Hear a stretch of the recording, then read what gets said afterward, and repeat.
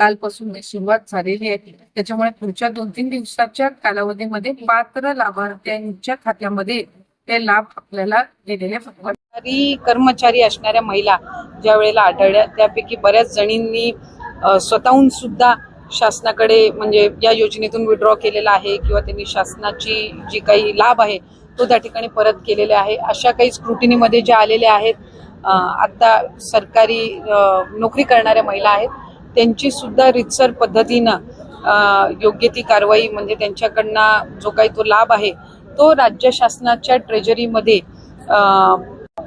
वसूल करण्याचं जे काही काम आहे ते त्या ठिकाणी सुरू आहे।